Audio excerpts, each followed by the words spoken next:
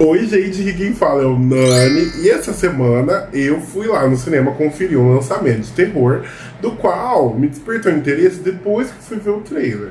Que é inspirado numa franquia de jogos que eu nunca joguei, eu só vi imagens, achei muito bizarro. E aí eu achei o trailer e fiquei interessadíssimo. Falei, gente, que é isso que tá me interessando? E aí eu fui lá no cinema bem ver o que comentar com vocês hoje. Hoje a gente vai falar sobre Five Nights at Freddy's, Pesadelo Sem Fim. Que o nome parece uma bomba. Mas eu vamos ter destaque pra comentar, porque teve destaque, já vou adiantando.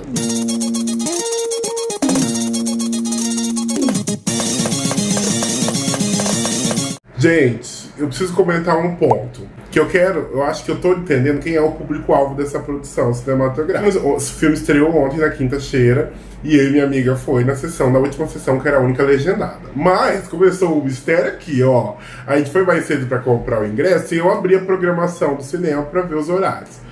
Gente, tinham seis sessões dubladas do filme, que começavam, tipo, bem à tarde e até à noite, e uma sessão legendada. Eu falei, nossa, que apelo é esse, gente? Eu falei, que divulgação que esse filme tem pra merecer 6 salas do cinema reservadas só pra esse filme. E não é um cinema grande, é um cinema que tem 4 salas. 6 horários, 6 salas. 6 horários pra um e uma na sala VIP lá legendada. Eu falei, nossa, né? Tô apostando nesse filme. Minha amiga falou, é passado. Aí nós chegou lá mais cedo pra comprar o ingresso, bateu uma perninha. Gente, acabado uma sessão, eu não consigo descrever a quantidade de adolescente com o uniforme do colégio saindo da sessão do cinema. Gente, eu não tô brincando. Era uma manada de adolescentes saindo assim com a mochilinha, batendo, se empurrando, sabe?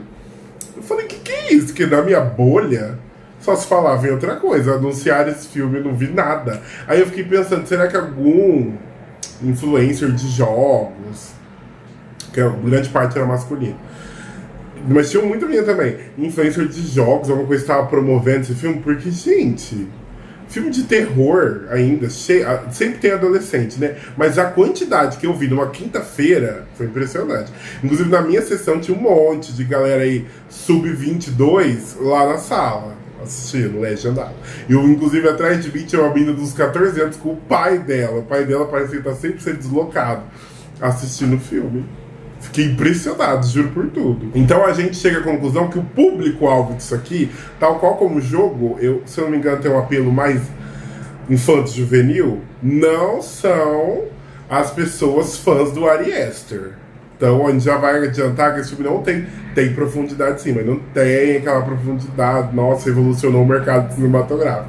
Talvez, porque jogo de terror, geralmente quando é adaptado vira bomba, né? Só que da história, se a gente sentar, bater um papinho interpretativo, a gente tem um monte de gancho de profundidade, tá? Vamos tentar fazer isso aqui, ó. Esse filme conta a história pra gente de um rapaz, que ele deve ter ali em torno de uns 30 anos, mas tava com a pele bem acabada. Que ele é interpretado por um ator que eu não quero saber o nome a vida inteira, eu vou chamar ele de Peter Bullard, que participou dos Jogos Vorazes. Ele também fez Atora, não sei se vocês lembram, quando eu era criança eu era obcecado desse filme.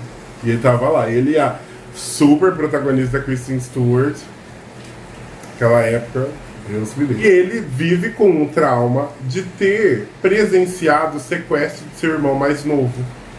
E aí ele vive o filme inteiro, a gente acompanha ele não conseguindo lidar com o fardo de ter ficado responsável pelo irmão dele e o irmão dele ter sido sequestrado. Ele cuida de sua irmã mais nova depois de perder os pais, por N razões. Então ele é um rapazinho super conturbado, tadinho. Dá pra ver que ele está em sofrimento. Os biólogos, eu como biólogo vejo que esse animal está em sofrimento. E ele tava ali chat. E aí ele precisa de um emprego para manter a guarda de sua irmã, que ele acabou de ser demitido. Você vai assistir o filme, você vai ver por quê, é muito triste. E aí ele encontra um trabalho como guarda na segurança de uma pizzaria abandonada. E aí ele fica de segurança noturno lá desse espaço.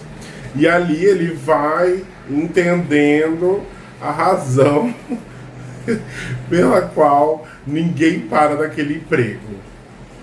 E aí tem toda uma abordagem sobre a questão das pizzarias norte-americanas, que era um lugar de diversão infantil, e aquilo virar um espaço de medo das famílias. Temos, assim, muitas críticas sociais ao mercado norte-americano. Talvez pra gente aqui não seja tão interessante. Mas esse filme me trouxe um teor estranho. E aí eu vou falar já sobre isso na parte, assim, interpretativa. Porque eu fui ver esse filme com medo muito pessoal meu, que é de robô. Eu tenho muito medo de robô. Então eu sabia que eu ia ficar com medo desse filme, porque os bichos, os Freddy's lá, os ursinhos, eles são animatrônicos. E eu tenho pânico de robô, gente. Eu tenho pânico de robô. Robô, aí, coisa que fala comigo que não é viva, eu tenho muito medo. Me arrepia as costas, seca a boca, a mão soa. Eu tenho muito medo. E aí, eu cheguei lá nesse filme e eu comecei a ficar com uma outra noia. Porque esse filme me lembrou muito a questão do Pizzagate. Vocês já ouviram falar? Uma teoria de tráfico de crianças sobre a fachada de uma pizzaria. E aí, lá nesse filme, essa pizzaria ficou sinistra porque umas crianças desapareceram ali daquela pizzaria, aparentemente. Por isso que ela fechou nos anos 80. E aí, a gente tinha ali um local que aparentemente era de diversão de criança, que elas começaram a correr perigo. E eu fiquei com uma noia muito grande, porque esse filme fala muito sobre sequestro, fala muito sobre... Ele é um terror que não é assim um gore só de, esses robôs vai matar as pessoas. Ele vai bem mais além. E eu achei ele assustador por causa disso. Porque a gente tem um monte de criança correndo risco, porque aparentemente aqueles bichos são inofensivos. E aí você vai vendo o filme, você vai vendo camadas ali. Então, eu fui achando que ia ser um filme super bobinho e eu fiquei lá com uma noia gigantesca, porque pode ser várias críticas à sociedade contemporânea. Fiquei com muito medo, gente, juro. Mas assim, são medos pessoais. Eu não sei se todo mundo que vai assistir vai ter essa interpretação, entendeu? Mas assim, vamos falar de destaque, porque esse filme, ele me surpreendeu porque eu acho que estava com as expectativas baixas. Porque o que esse filme faz? E a gente tem que lembrar o público-alvo, que é bem definido. Ele é um filme de terror básico, mas ele é um básico bem feito. Ou seja, ele tem uma narrativa muito bem presa, a gente não fica perdendo o foco do filme ao longo da história, e a gente segue essa linha bem retinha, assim, a gente não fica dando muita curva. Então, eles dão uma profundidade um pouco maior pro protagonista, e a gente vai acompanhando o desenrolar da narrativa dele dentro daquela história. Então a gente se afeiçoa a outros personagens, que a gente vai descobrindo um pouquinho mais sobre eles. Alguns são menos envolvidos que outros, mas o importante, que era o protagonista aqui, a gente tem. Então esse é um filminho básico, super bem feito. Ele dá um medo na medida certa. Se você não tem medo de robô igual eu, toda vez que aqueles bichos apareciam, eu ficava um pouco com pânico. Quando eles piscam o olho, se mexe, eu ficava em pânico. Mas eu acho que as pessoas comuns não vão sentir tanto medo disso, mas as cenas que são elaboradas para ter atenção, adrenalina, vai funcionar bem para todo mundo e não é tão intenso para você ficar, meu Deus, estou exausto. As atuações são boas, o timing é legal. Tem vários momentos que você passa medo, tem vários momentos que você ri, porque às vezes é um pouco absurdo, sabe? Mas ele é funcional e a gente tem de novo que lembrar aqui o público-alvo. Então esse filme é um terror que vai divertir pessoas, porque ele é voltado para um público um pouquinho maior dos gamers, e pelo visto funcionou, porque muito adolescente estava lá naquela sala de cinema. E o plot, gente, eu achei legal. Eu não estava esperando. Eu, da minha capacidade investigativa ali, que estava bem Nancy Drew ligando os pontinhos, eu não cheguei àquela resposta ali. E eu fiquei muito desesperado com a questão do sequestro. Gente, que isso? Se mete com criança, não se mete com criança, não! Eu tava assim o filme. Não se mete com criança, não! Vagabunda! Me processa! Pela criança eu dou minha vida, graças a Deus! E se o filme forçasse mais pra gente sentir mais medo daqueles bonecos, eu acho que ia ficar ruim. Eu acho que ia começar a ficar muito sério, daí ia se levar muito a sério. Eu gostei, viu? Ele meio que faz você pensar assim, gente, que absurdo esses bichos em pé aqui em vários momentos. Eu falei, gente, que absurdo essa galinha, que esse bolo na mão. A Tica, Eu falei, gente, que isso? Então eu acho que se eles deixassem um pouco mais sério, ia perder a mão. Então eu acho que ficou na linha muito bem. Eu dou nota 8 desse filme, porque eu me diverti lá. Eu passei muito medo, mas é aquele medo pessoal de robô. Gente, eu não consigo. Se a gente chegar num futuro próximo aí, eu vou ter que fazer um intensivão de terapia para tratar esse medo de robô, que eu não sei de onde que vem. Na verdade, tudo que não é um ser humano e se mexe e fala, eu tenho pânico. Atualmente, robô é a top 1 da lista.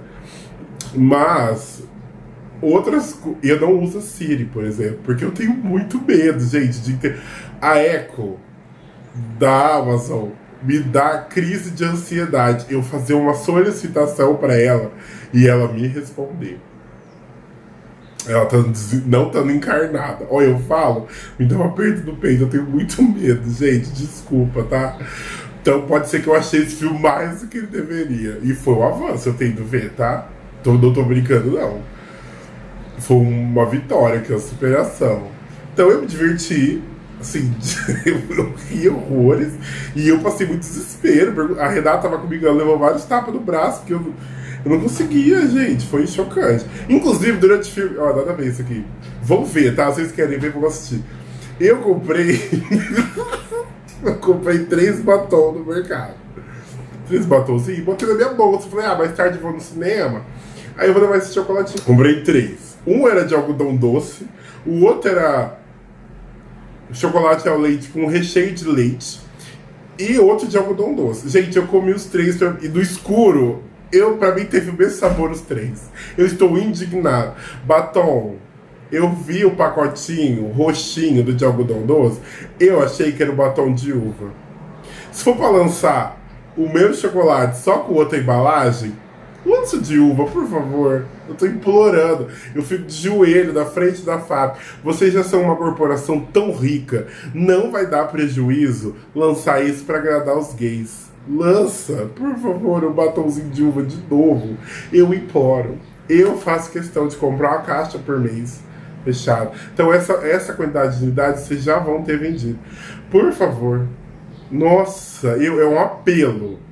Eu não lembro de que empresa que é o batom. Acho que é da Garoto. Por favor, a Nestlé comprou a Garoto, já são muito ricos. O que custa fazer a população do mundo feliz? Por favor, tá? Tirando esse apelo, gente, é isso. Vão assistir. E quem já viu, não tem como falar mal, não. Pode falar que não ficou excelente, mas péssimo. É que lança filme de terror, eu vou ver, né? Aí chega lá, às vezes é umas bombas tão ruins, que esse aqui, que é super camisa preta e calça jeans, super básico, ele arrasou. Eu achei, gente, porque não quis inovar em nada. Falou assim, vamos fazer a receitinha, aí a gente tocaram bem o mistério, eu achei legal. Tá bom? Beijo, amores. Até breve.